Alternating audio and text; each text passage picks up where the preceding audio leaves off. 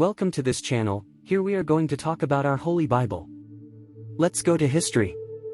The origin. In the beginning God created the heavens and the earth. The earth was a void, without any living being, and it was covered by a deep sea. Darkness covered the sea, and the Spirit of God moved over the water. Then God said, "Let there be light." And the light began to exist. God saw that the light was good and separated it from the darkness. God called the light day, and the darkness he called night. The night passed, and the morning came. That was the first day. Then God said, "Let there be a division in the middle of the water to separate it into two parts." And so it happened.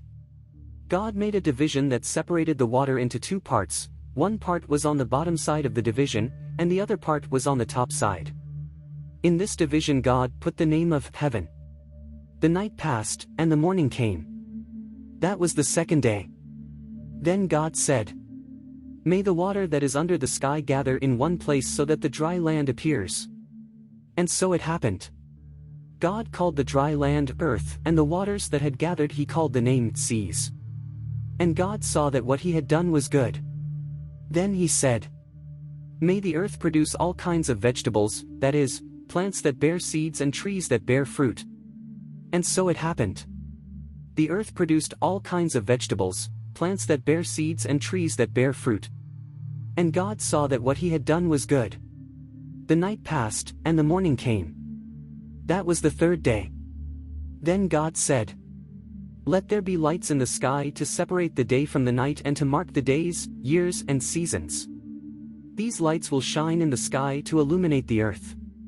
And so it happened. God made two great lights, the greater to govern the day and the lesser to govern the night. And he also made the stars.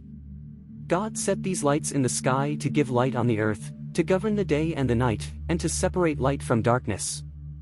And God saw that what he had done was good. The night passed, and the morning came. That was the fourth day. Then God said, "May the waters be full of all kinds of living beings, and may there be birds on earth that fly in the air."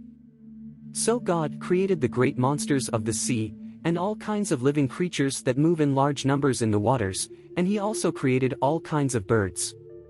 And God saw that what he had done was good. He blessed the living creatures of the sea and said, "Increase greatly in numbers and fill the waters of the seas.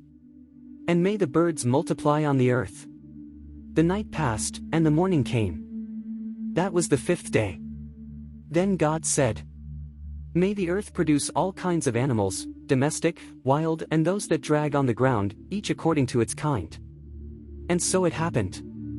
God made the animals, each according to its kind, the domestic animals, the wild animals, and those that crawl on the ground. And God saw that what he had done was good. Then he said, "Now we're going to make human beings, who will be like us, who will look like us.